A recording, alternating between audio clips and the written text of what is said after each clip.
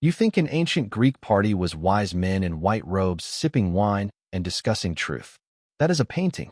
The real party was called a symposium, and it started with a lie. The invitation said philosophy. It meant wine. A lot of wine. You arrive hungry because dinner was hours ago. You recline on a couch because chairs do not exist here. Your left arm goes numb immediately. You ignore it. And someone is already refilling your cup. What happened next will make you grateful for modern house parties. Here is what ancient Greek parties were actually like. Before we go inside, press like and subscribe. Not because I asked. Because you already know this is going to be strange. The invitation arrived sometime in the afternoon, delivered by a slave you barely recognized. No envelope, nothing sealed, just a few words spoken aloud. You are invited to a symposium at sundown. Bring your appetite for conversation. That was the lie right there. Conversation. The Greeks had a word for everything, and symposium sounded so serious, so civilized, so safe. But here is what the invitation did not say. There would be no dinner. You already ate hours ago alone or with your family because the host was not going to feed you. Food slows things down. Food encourages moderation. Food reminds your stomach that you are a human being with limits. The symposium had no use for any of that. You arrived at the house just as the sun disappeared. The door was open. No one greeted you warmly because warmth was not the point. A servant appeared and took your shoes without making eye contact. You thought this was hospitality. It was not. The shoes came off, so you could not leave quickly later. Walking home barefoot over cold stone was a choice. A deliberate, uncomfortable choice designed to keep you on that couch until the wine decided you were done. You stepped inside, and the room was already dim. Oil lamps flickered low, casting long shadows that moved when no one walked. The air smelled of smoke and myrtle, and something else, something older like spilled wine that had soaked into the floor years ago and never fully dried. Other men were already there, reclining on couches arranged against the walls. You recognized some faces. You pretended to remember names you had forgotten. Everyone smiled the way men smile when they are lying about being comfortable. And here is the first real test of the night. There were no chairs. Not one. Chairs would have implied posture. Posture implies self-control. Self-control ruins everything the Greeks wanted to happen after dark. So you lay down on your left side, propped up on one elbow like a man who does this every night. You did not do this every night. Your body knew immediately that something was wrong. Your left arm began to complain within minutes. A dull, numb protest that you tried to ignore. You shifted your weight. Now your hip hurt. You shifted again. Now your neck was at an angle no human neck should hold for more than a few minutes. But everyone else looked perfectly at ease, which meant they were also in pain and also lying about it. This was the second lie of the evening. The symposium was not about philosophy. It was about pretending. Pretending you were comfortable. Pretending you wanted to be there. Pretending you had not noticed the servant removing the shoes so you could not escape. The man on the couch next to you caught your eye and nodded slowly. You nodded back. That nod meant nothing. It was a performance of calm before the wine arrived to test whether any of you could actually sustain it. The room hummed with quiet anticipation. Not excitement. Anticipation. The kind you feel before something inevitable happens, something you know will leave you different than you were when you walked in. You told yourself you would drink slowly. You told yourself you would stay clear-headed. You told yourself you were here for the ideas. You made these promises the same way people promise they will only have one cup. And somewhere in the back of that dim, warm room, a servant was already walking toward you with the first pour of the night. Here is what the invitation really meant. You were not going to a party. You were walking into a machine designed to remove every polite boundary between who you were and who you became after enough wine. The shoes were already gone. The chairs did not exist. The lighting was too low to see embarrassment clearly. And the man who invited you had planned this for days. He knew exactly how many cups he wanted you to drink. He knew which topics would make you argue. He knew which guest would challenge you and which guest would agree with anything you said. The invitation was not an invitation. It was a trap made of cushions and oil lamps and the promise that tonight you would finally say what you actually thought. And you walked right into it. Because that is what the symposium was designed to do. Not to make you wiser. Not to make you better. To make you honest. Loudly honestly. And then to make sure someone remembered what you said, even if you did not. That was the purpose of the invitation that lied about everything. To get you inside with your shoes off and your elbow already going numb before the first cup was even poured. And now the servant was getting closer. and you could hear the wine sloshing inside the crater. And the man across the room was already watching you the way a hunter watches something that does not yet know it has been seen. You should have stayed home. But home did not have wine, and home did not have witnesses. And somewhere deep inside you wanted to be seen even if you would regret it tomorrow. That is why you came. That is why everyone came. And that is why the symposium worked every single time. You heard the wine before you saw it. A low, wet slosh from the corner of the room where a servant carried the crater on his shoulder. The crater was enormous, big enough to hold a night's worth of regret. He set it down in the center of the couches, and every conversation stopped for just a breath. That is how you knew the evening had truly begun. The talking before the crater was just noise. The talking after the crater was the symposium. The servant did not pour immediately. He waited. He looked at the host. The host looked at a man on the far couch. That man was the symposiarch, the drinking manager, the person chosen because everyone trusted him to be reasonable. He was usually the oldest man in the room, or the most boring, or the one who had drunk too much last time and promised to behave better tonight. He cleared his throat and announced the rules. The wine would be mixed with water, 3 parts water to 1 part wine. That was the safe ratio, the sober ratio, the ratio that let you go home and remember your own name. Everyone nodded. The nods meant nothing. The servant poured. The wine was dark, so dark it looked black in the low light. It was thick too, not like modern wine that slips down easy. This wine clung to the inside of the cup. It smelled of pine resin and earth and something fermented so long it had forgotten its original shape. You took your first sip carefully. It tasted sharp and warm and slightly offended that you were being cautious. You nodded appreciatively as if you understood wine. Everyone else did the same. This was a room full of men pretending they knew exactly what they were doing. But here is what no one told you about lying down.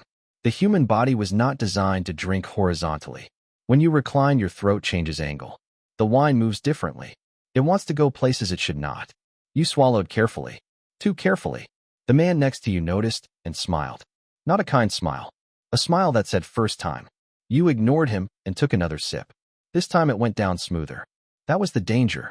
Smooth meant you stopped paying attention. Smooth meant the wine was winning. The symposiarch announced the first topic of discussion. Something safe.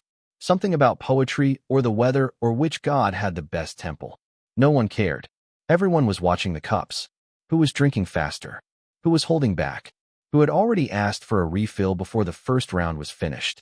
There was a competition happening beneath the conversation. A quiet contest of who could drink the most while still looking like a philosopher. You decided to pace yourself. This was a common thought at symposia, and almost always the last sensible one of the evening. The servant moved through the room with practiced silence. He stepped over sandals and avoided elbows. He had done this many times. He already knew which guests would become unbearable first. He refilled cups without being asked because an empty cup was an accusation. It meant the host was failing. It meant the wine was not flowing. It meant the symposium was dying. And a symposium was not allowed to die until everyone had said something they would regret. By the second refill, your arm had gone completely numb. You stopped noticing.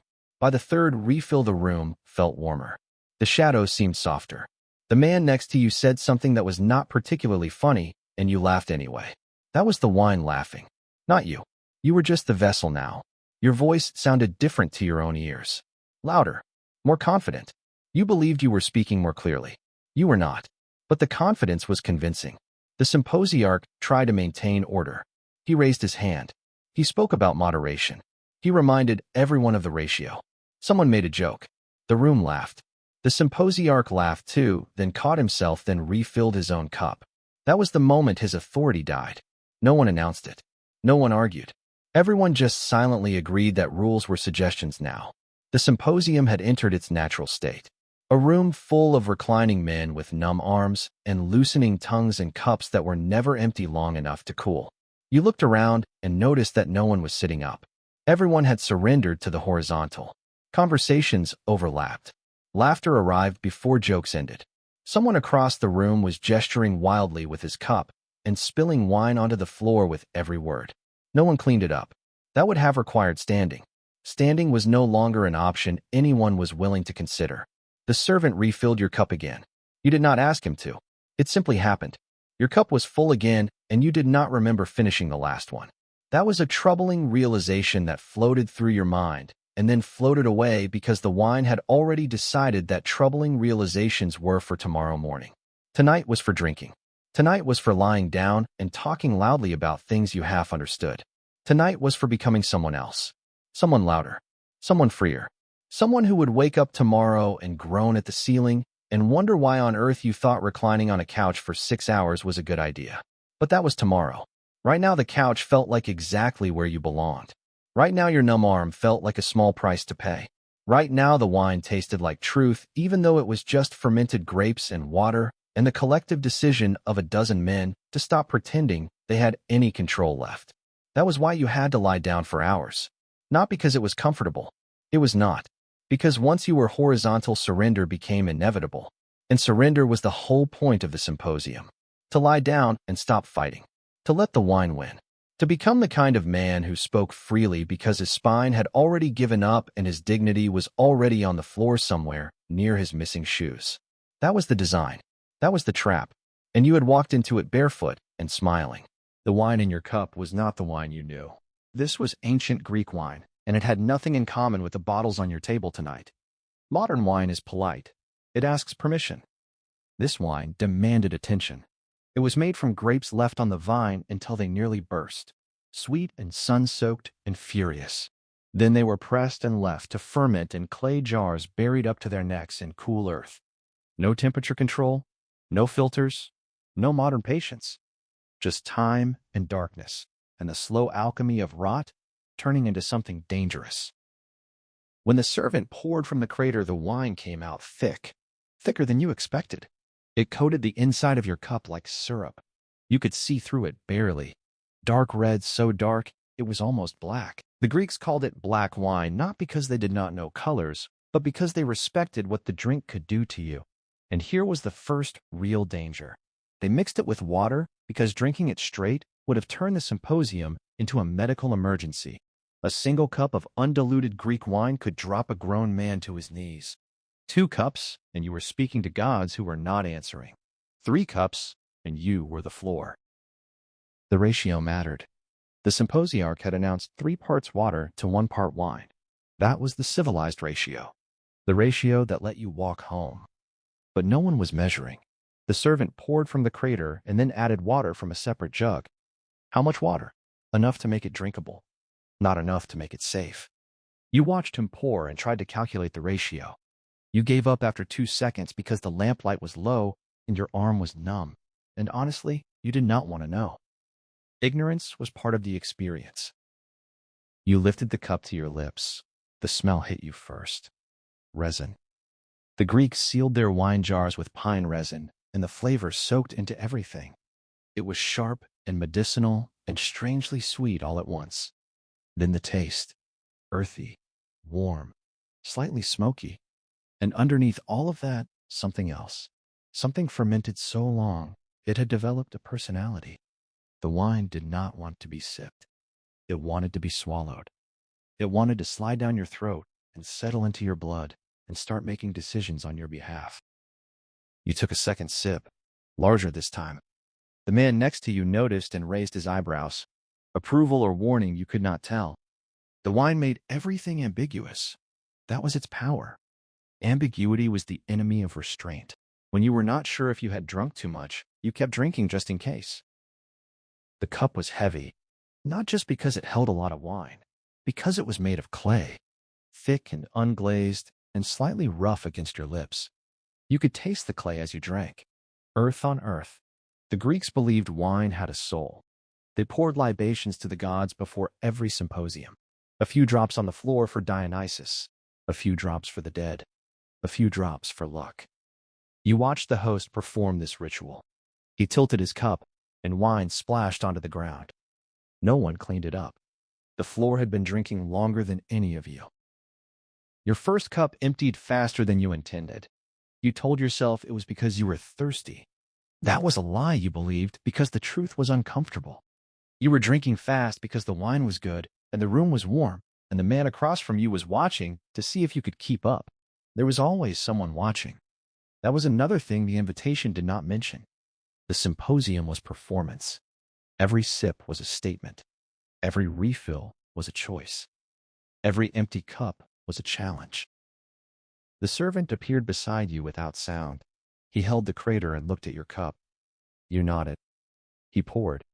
The dark wine swirled into the clay, and for a moment you watched it settle, thick and patient, waiting. You picked up the cup and drank again. This time the warmth hit your chest faster. You felt it spread outward like fingers opening. Your shoulders relaxed. Your jaw unclenched. The low lamplight seemed brighter, or maybe your eyes were adjusting, or maybe the wine was teaching you to see differently. By the third sip of the second cup, you understood something important. This wine was not a drink. It was a key. It unlocked parts of you that your spine and your shoes and the evening light had kept locked away. You wanted to speak. Not politely. Truly. You wanted to say something that mattered, even if you were not sure what mattered meant anymore. The words were gathering behind your teeth, waiting. The wine was giving them permission. You glanced at the symposiarch. He was on his third cup now. His head was tilted back, and his eyes were closed, and he looked like a man who had stopped managing anything. The symposium had no leader anymore. The wine was the leader, and the wine had terrible judgment, but excellent timing. You drained the second cup and held it out before the servant could ask. He poured again. The wine was dark and thick and old and alive, and you were drinking it in a dim room with no shoes and a numb arm, and a dozen other men who were also pretending they had everything under control. You did not have everything under control. You had not had everything under control since the first sip. But the wine made that feel like a gift, not a failure. The wine made everything feel like a gift. That was how you knew it was working, and that was how you knew the night was just beginning. The symposiarch was supposed to be the anchor, the one man in the room who stayed clear-headed enough to cut off the wine when the arguments turned ugly, or the gestures turned dangerous, or someone started reciting poetry that was not meant to be heard by anyone sober. He was chosen for this role because everyone agreed he had good judgment. That was the first mistake. Good judgment at noon means nothing at midnight. The symposiarch had already refilled his own cup 3 times. He had stopped calculating ratios after the second refill. He was now leaning back on his couch with the same glazed expression as everyone else. The man who was supposed to steer the ship had quietly gone below deck to drink with the passengers. And yet he kept trying. That was almost sad to watch. Every few minutes he raised his hand and cleared his throat and announced something about moderation or restraint or the importance of walking home tonight. His voice had grown softer with each announcement, less confident. The first time he spoke, everyone listened. The second time, a few men nodded. The third time, someone interrupted him with a joke about old age, and the room laughed, and the symposiarch laughed too, because what else could he do? He was losing control in slow motion, and everyone could see it, including him. The servant noticed first. He stopped looking to the symposiarch for cues. Instead, he watched the guests directly. He poured when cups were empty without waiting for permission.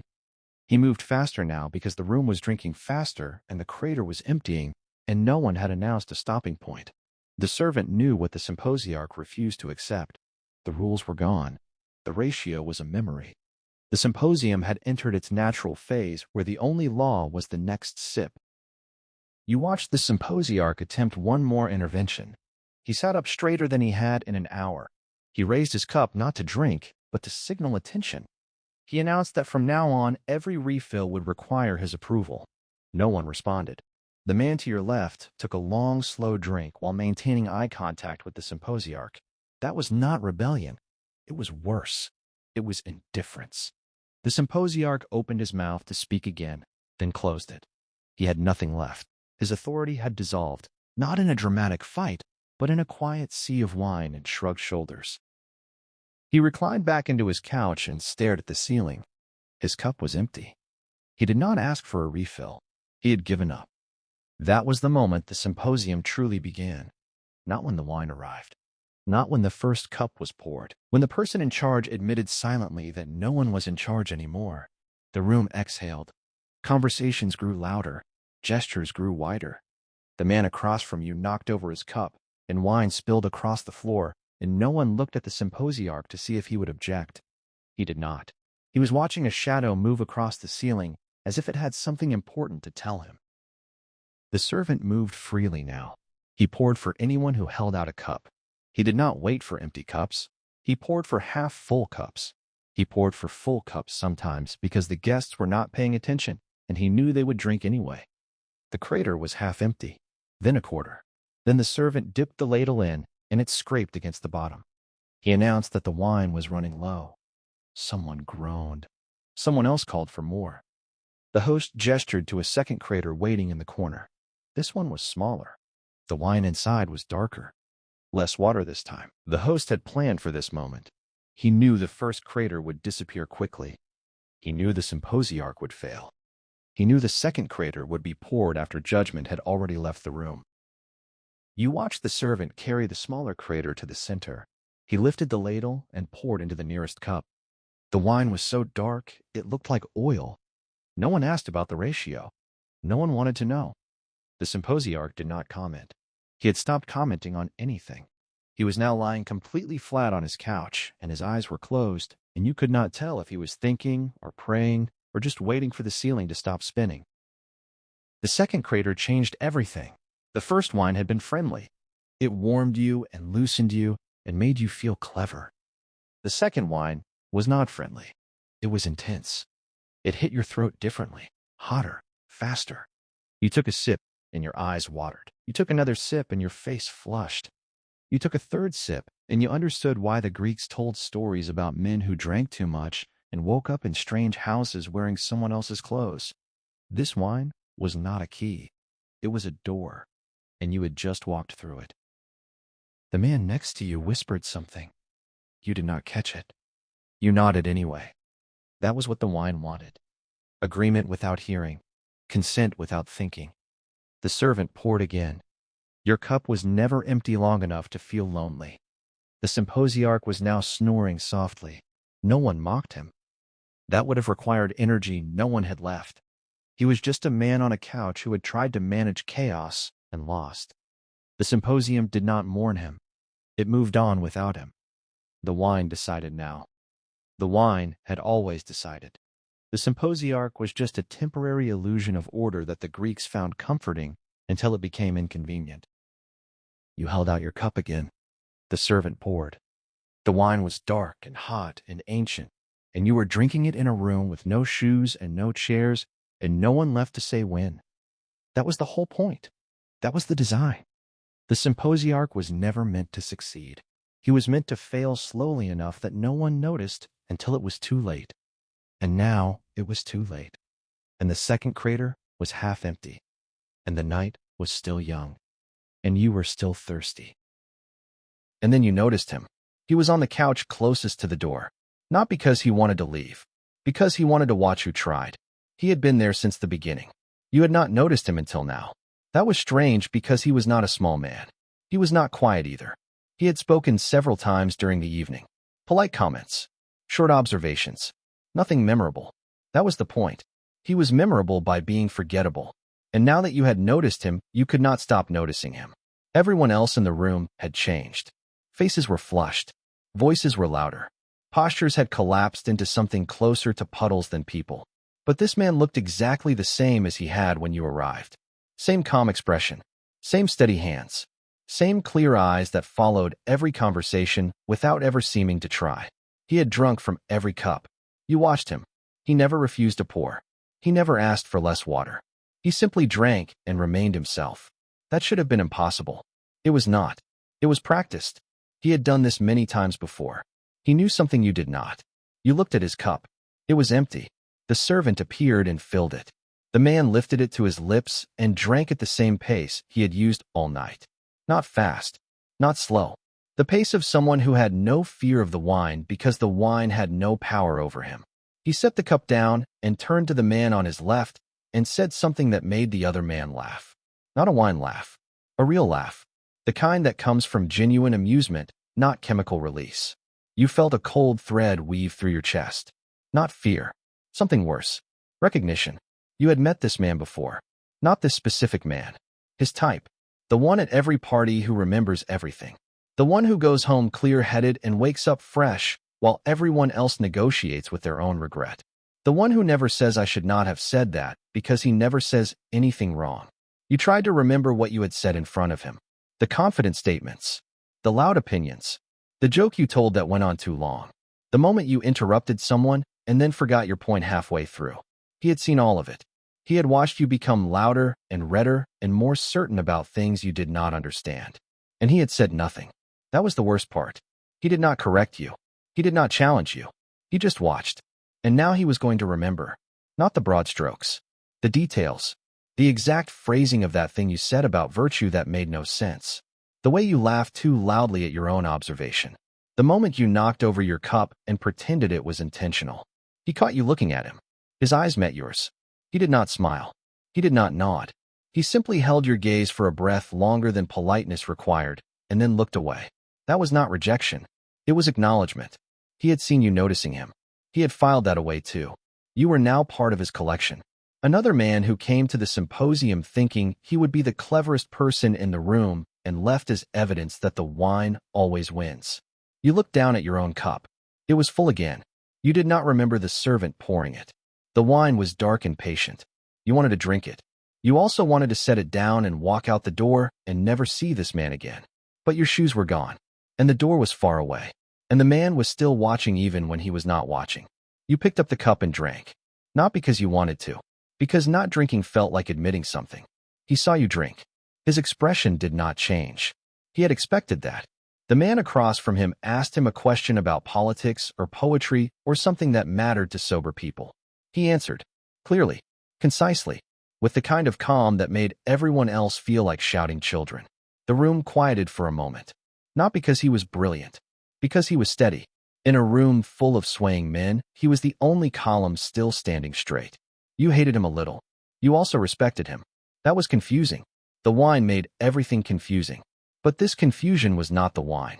This was something else. This was the uncomfortable recognition that you were not the person you wanted to be tonight. And he was the proof. He refilled his own cup this time. The servant was across the room. The man did not wait. He reached for the crater and poured with the same calm precision he used for everything. He drank. He set the cup down. He turned back to the conversation as if nothing had happened. That was the difference between you and him. For you, every drink was an event, a decision, a small surrender. For him, drinking was just drinking.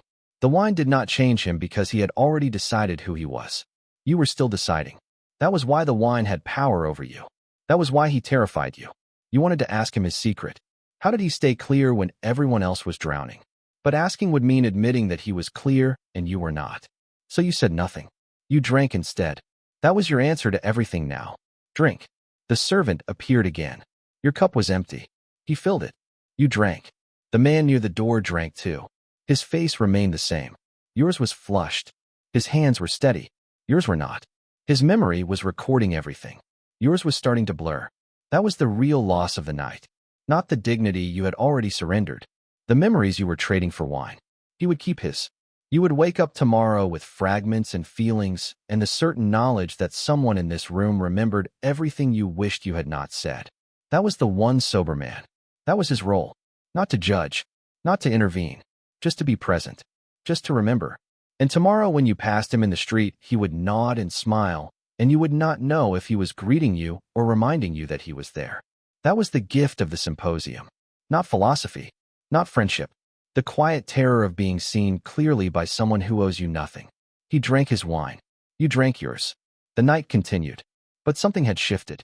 You were no longer performing for the room. You were performing for him. And you were losing.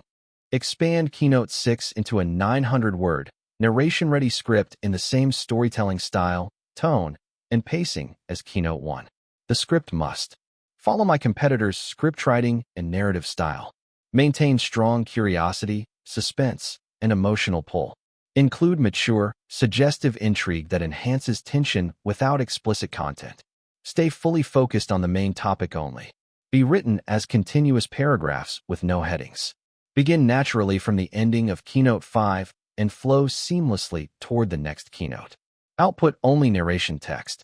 Do not include instructions, explanations, labels, or formatting.